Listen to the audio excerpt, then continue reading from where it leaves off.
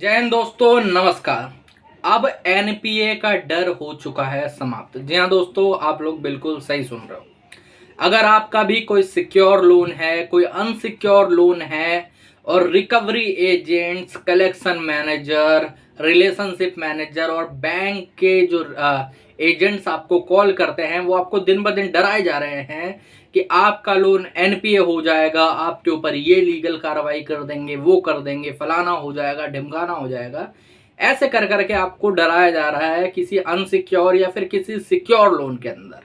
तो दोस्तों, आज मैं आप सबका डर समाप्त करने वाला हूं। आज आप सबका डर एकदम खत्म कर दूंगा बिल्कुल। जो तुम लोगों के मन के अंदर डर बैठा हुआ है ना कि अगर एनपीए हो गया तो हमारे लिए तो नोटिस इशू हो जाएगा, सिक्योर लोन है तो 13(2) का नोटिस इशू हो जाएगा, आगे क्या करेंगे, तुरंत के तुरंत ऑप्शन हो जाएगा, मेरी जमीन मेरी जायदाद मेरे हाथ से चली जाएगी। जिनका अनसिक्योर लोन है वो डरे बैठे हैं कि तुरंत के तुरंत बैंक केस फाइल कर देगा, जैसे एनपीए खत्म हुआ वैसे जाके कोर्ट में केस फाइल होगा, मैं जेल चला जाऊंगा, ऐसा चीजें। क्योंकि रिकवरी एजेंट कहते रहते हैं ना, कोई अनसिक्योर लोन होगा तो उसमें बोलेंगे कि एनपीए हुआ, नोटिस इशू कर देंगे, आपको जेल में डाल देंगे, खुड़की कर लेंगे, ऐसी बहुत सारी बातें बोलते रहते हैं। और सिक्योर लोन के अंदर ऑप्शन का डर दिखाते रहते हैं। तो आज मैंने सोचा इसके ऊपर एक प्योर वीडियो बनाता हूं। तुम्हारा जो एनपीए का डर है ना, जो 100% एनपीए का डर बैठा हुआ है, जो कि बिल्कुल ही इनवैलिड है, बिल्कुल ही होना ही नहीं चाहिए, वो जो डर बैठा हुआ है उसको प्रॉपरली तरीके से खत्म ही कर दूंगा। तो दोस्तों, वीडियो का शुरू करने से पहले मैं आप सबका हर्ष कुमार, आपके इस चैनल लोन डिस्टोर में आपका स्वागत करता हूं। लोन संबंधित अगर आपकी कोई भी परेशानी है, कोई दिक्कत है, कोई लोन रिकवरी वाला आपको परेशान कर रहा है, कॉल्स बहुत ज़्यादा आ रही है, कॉल फॉरवर्डिंग की सेवा लेना चाहते हो, कॉल्स रुकवाना चाहते हो, विजिट रुकवाना चाहते हो, कोई लीगल नोटिस आया तो उसका रिप्लाई लिखवाना चाहते हो, या फिर हमसे बात करना चाहते हो, तो यहाँ पर नंबर आ रहा है, आप व्हाट्सएप पर मुझे मैसेज कर सकते हो। ठीक है, वह नॉर्मल कॉल ना करें, व्हाट्सएप पर कॉल भी ना करें, क्योंकि कॉल्स बहुत ज़्यादा आती है, हम लोग सारे कॉल्स हैंडल नहीं कर पाते। आप व्हाट्सएप पर हमें मैसेज करें, उसके बाद आपके मैसेज का रिप्लाई करेंगे। चलिए वीडियो में आगे बढ़ते हैं। तो सबसे पहले तो एक चीज़ जान लो कि एनपीए है क्या, किस चिड़िया का नाम है एनपीए, और भाई साहब इससे इतना डराया क्यों जाता है। तो आप सबको मैं बता देना चाहता हूँ, जब भी आपने कोई लोन लिया हो, फिर चाहे वो सिक्योर हो, अनसिक्योर हो, कोई भी लोन हो, यही दोनों लोन होते हैं ज़्यादातर, चाहे क्रेडिट लाइन हो, क्रेडिट कार्ड हो, जो भी हो। ठीक है, अब उसके अंदर जब तक आप पेमेंट करते रहते हो, तब तक आप बैंक के लिए एक परफॉर्मिंग एसेट हो, एक ऐसा सामान हो जो कि उन्हें पैसा कमा के दे रहा है। जी हाँ, सामान। आप इंसान नहीं हो बैंक के लिए। कई भाई लोग बोलते हैं ना कि सर ये लोग इतनी बदतमीजी से कैसे बात करते हैं, इतने ज़्यादा वो क्यों करते हैं, क्योंकि ये लोग आपको इंसान नहीं समझते। और जब ये लोग इंसान नहीं समझते तो आपको भी इनके लिए लगाव में ज़्यादा कुछ प्यार होना नहीं चाहिए। कई लोग बड़े प्यार से रहते हैं ना, कि बोलते हैं भाई साहब ये बैंक तो बहुत अच्छा है, इसके लिए वो है। आप एक किस्त बाउंस करके देख लो, आपको पता चल जाएगा वो बैंक कितना प्यारा है। ठीक है, अब जब तक आप परफॉर्मिंग एसेट हो तो बैंक पैसा कमा रहा है, तब तक तो उसको खूब कमाई हो रही है, तब तक तो उसको बढ़िया चीज़ें हो रही है। ठीक है, तब तक तो वो आपको सर सर करके बात करेगा। आप कस्टमर केयर को फ़ोन करोगे तो वो बड़े प्यार से बात करेंगे, ये बताएंगे, वो बताएंगे, सारी चीज़ें प्रॉपरली बताएंगे। ठीक है, लेकिन जैसे ही आपका लोन डिफॉल्ट हो जाता है, अब आपका कारण जो भी रहा हो, आपको कोई मेडिकल इशू हो, आपकी जॉब चली गई हो, आपके बिजनेस में लॉस हो, या फिर आपका जो भी परेशानी हो, मैं किसी को जज नहीं करता, जिसकी जैसी परेशानी होगी वैसा उसका वो होगा इलाज। ठीक है, अब आपके पास पैसे नहीं हो तो आप लोन डिफॉल्ट करते हो, और जो कि अच्छी बात है। आपको आगे लोन नहीं लेना चाहिए, आपको और कहीं से कोई चीज़ बेच बाच के नहीं करना चाहिए। कई लोग क्या गलती करते हैं कि अपनी वाइफ की ज्वेलरी बेच देंगे, अपना सामान बेच देंगे। कब तक बेचते रहोगे? इनका लोन बहुत लंबा चलता है, आप लोग मल्टीपल लोन्स के जाल में फंस जाते हो, तब आपको समझ में आता है नहीं? तो इसीलिए आपको ये नहीं करना चाहिए, आपको लोन डिफॉल्ट करना चाहिए, फिर चाहे वो सिक्योर हो या अनसिक्योर हो, कोई बड़ी बात नहीं है। ठीक है, अब जब लोन डिफॉल्ट कर देते हैं तो रिकवरी के कॉल्स आना स्टार्ट हो जाते हैं। उस दिन से लेके जिस दिन पहला आपका डिफॉल्ट होता है और 94 डेज के बाद एनपीए होता है। एनपीए क्या होता है? Non performing asset. ऐसा एक सामान जिससे बैंक को कोई फायदा नहीं हो रहा है, कोई पैसे नहीं मिल रहा है। जी हाँ, तो बैंक अब क्या ट्राई करता है? बैंक के पास कई जो रिकवरी वाले बोलते हैं ना, एक बार एनपीए हो गया तो लीगल कार्रवाई होगी।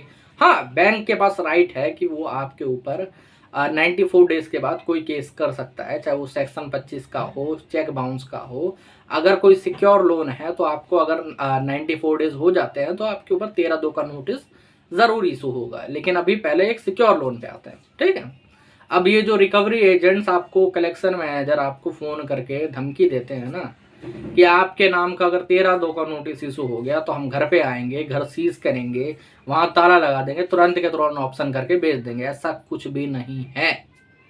एक बार पूरी डिटेल्स को समझना ज़रूरी है। ये सब आपको मेंटली प्रेशर क्रिएट कर रहा है और कुछ नहीं। अभी हाल ही में कुछ दिन पहले की बात है, हमारे 2-4 क्लाइंट थे, उनके साथ क्या हुआ मैं बताता हूँ। उन सबका सिक्योर लोन, कोई किसी का मॉर्गेज लोन और किसी का होम लोन चल रहा था। किसी कारणवश उनका लोन एनपीए हो गया, पेमेंट वगैरह वो नहीं कर पाए। रिकवरी एजेंट एक फर्जी नोटिस लेके आया और बोला कि भाई साहब आप इस घर को या तो खाली करवाओ, इसको बेच के हमें या तो ऐसा सबमिट कर दो या फिर हम इसको सीज कर देंगे। क्लाइंट का मेरे पास फ़ोन आया कि भाई साहब देखिए सर ये नोटिस लेके आए हैं ऐसे, अभी एनपीए भी नहीं हुआ। तो मैंने बात करी, मैं कि भाई साहब एनपीए नहीं हुआ तो कौन सा नोटिस लेके आए हो, क्या घर सीज करना है? कह रहे नहीं हम तो ऐसी बात करने आया था, हम तो ऐसे ही हुआ था सारी चीज़ें। तो मेरे को फिर बाद में बोलता है कि भाई साहब 13/2 का नोटिस इशू होगा तो क्या कर लोगे? मैं क्या मेरे भाई, पहली बात तो 13/2 के नोटिस के बाद ऑप्शन नहीं हो सकता, पहली बात तो ठीक है।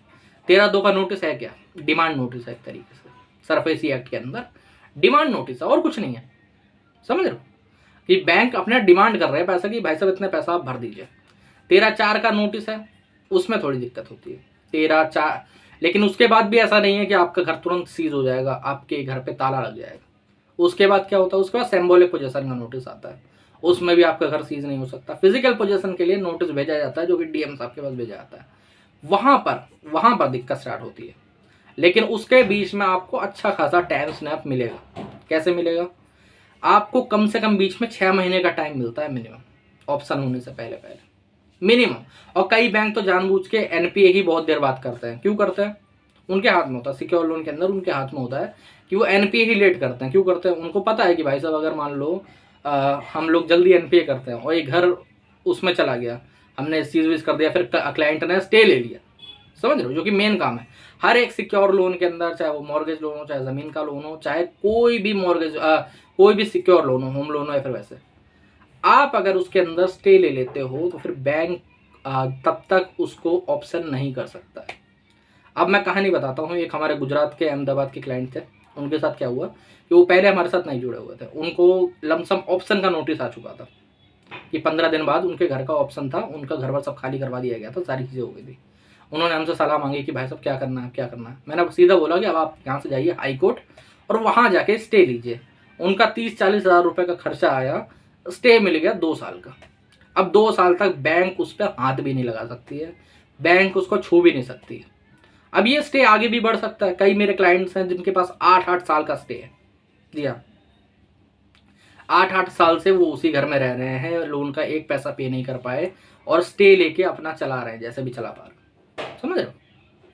क्योंकि आगे चल के देखी जाती है, वहाँ पर अलग अलग अपने सबमिशन रखे जाते हैं, बताया जाता है सारी चीज़ें, ऐसे करके होता है। ऐसे नहीं होता आसान। पहली बात तो देखो 13/2 का नोटिस इशू करना पड़ेगा, उसके 60 दिन के बाद 13/4 का नोटिस इशू करेंगे, उसके 40 दिन उसके 40 या 30 दिन के बाद सिंबॉलिक पोजीशन का, फिर फिजिकल पोजीशन का जो कोई डीएम साहब का नोटिस होता है, उसके बाद कहीं जाके हर चीज़ होता है। उसमें कहाँ तक का टाइम है? 6 महीने का मिलता है आराम से टाइम। उसके बाद कहीं जाके महीने 2 महीने के बाद ऑप्शन का नोटिस इशू होता है। समझ रहे हो? इसीलिए आप लोगों को डरना घबराने की उतनी ज़रूरत नहीं है। एनपीए हो रहा होने दो, आगे चल के स्टे ही लेना, क्योंकि पैसे तो आपके पास है नहीं। अगर होते तो आप पे कर रहे होते। जब पैसे नहीं तो डर किस बात का? आपको उस पर स्टे लेना है, चाहे डीआरटी से लीजिए, चाहे हाई कोर्ट से लीजिए, और उसके बाद टेंशन फ्री रहिए, आगे चल के सेटलमेंट हो जाएगी। अभी हाल ही में बताता हूँ सेटलमेंट। हाँ, सिक्योर लोन की कई लोग बोलते हैं ना जो कि सेटलमेंट नहीं होती, होती है मेरे भाई, लेकिन बहुत उसमें होती है। समझ रहे हो? मतलब ऐसा नहीं है कि आपको 10% का ऑफर मिल जाएगा, मिलता है 40% का मिलेगा, 50% का। अभी हाल ही में हुआ था, एक हमारी क्लाइंट थी, क्या कहते हैं अपना, महाराष्ट्र में नागपुर है एक जगह, ठीक है, लेडीज़ हैं। उनके साथ क्या था, उनके हस्बैंड की डेथ हो गई थी तो पेमेंट वगैरह नहीं कर पा रही थी। उनका हाउस लोन था, लमसम सारा पे कर दिया था, 18 लाख रुपए का अमाउंट बचा हुआ था।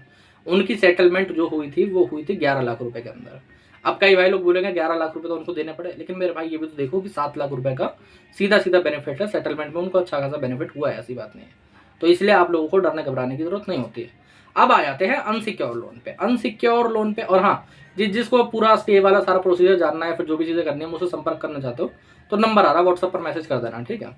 अब आ जाते हैं अपने अनसिक्योर लोन पे। अनसिक्योर लोन पे तो आपको बिल्कुल डरने की जरूरत नहीं है एनपीए को लेकर 1% भी। अगर आपका लोन, आपका कार्ड, आपका कोई भी तरीके का लोन या फिर कोई भी क्रेडिट लिमिट है, ठीक है, और वो एनपीए हो चुकी है, तो डरने की जरूरत नहीं है। नोटिस ये लोग एनपीए से पहले भी इशू कर सकते हैं। अगर आपको आर्बिट्रेशन, सेक्शन 25 या फिर चेक बाउंस का नोटिस आता है तो आप तुरंत रूप से उसका रिप्लाई लिखिए। रिप्लाई लिखेंगे तो वैसे ही सेक्शन 25 और चेक बाउंस का, जिसकी लोग धमकी देते रहते हैं केस करने की, वो वैसे भी ज़्यादातर बैंक नहीं करते हैं। समझ रहे हो। और सेकंड चीज़ पे आ जाते हैं। सेकंड चीज़ ये भी है कि भाई साहब क्या एनपीए के तुरंत बाद हमारे ऊपर केस हो जाएगा? नहीं, ऐसा नहीं है। 95% कंपनियां, 95% बैंक कभी केस करते ही नहीं है। वो सिर्फ डराने के लिए बोलते हैं और सिर्फ डराते रहते हैं। क्यों करेंगे केस?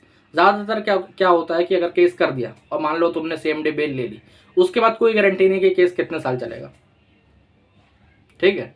और दूसरी बात वो है कि अगर मान लो कि इनको अगर तुम्हें जेल ही करवानी होती केस वेस करके सारी चीज़ें करके, तो मेरे भाई इनका पैसा वैसे ही मर गया। अब एक चीज़ सोच के चलो, अगर तुम बाहर रहोगे, तुम्हारे ऊपर ये लोग लीगल कार्रवाई नहीं करता, तुम आज नहीं तो कल सेटलमेंट कर ही लोगे। 20% में करोगे, 10% में करोगे तो इनका जो लोन का बर्डन है इनके ऊपर से वो तो खत्म होगा। तो इसीलिए, और वैसे भी ज़्यादातर जो सेक्शन 25 और चेक बाउंस के नोटिस इशू होते हैं, समन की बात नहीं कर रहा, नोटिस इशू होते हैं, अगर आप उनका रिप्लाई सही तरीके से दो, अपनी प्रॉब्लम बताओ, सब कुछ बताओ, तो वो वैसे ही आपके ऊपर केस फाइल नहीं करते। ऐसा बहुत बार देखा गया है, ठीक है, 90% केसेस के अंदर देखा गया। अगर उसके बाद भी कर देते हैं तो सेम डे बेलेबल ऑफेंस, आपको चिंता लेने की बिल्कुल जरूरत नहीं है।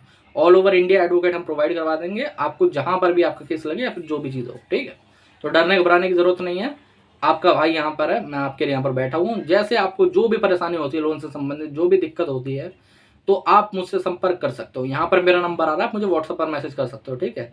और अगर दोस्तों आज का वीडियो तुम्हें अच्छा लगा हो, बढ़िया लगा हो, तो चैनल को सब्सक्राइब कर लेना और वीडियो को लाइक जरूर कर देना। और अपनी परेशानी एक मुझे कमेंट सेक्शन में बताते हुए जाना, ठीक है। मैं उसके ऊपर हो सकेगा तो एक प्योर वीडियो बनाऊंगा। ओके, जय हिंद।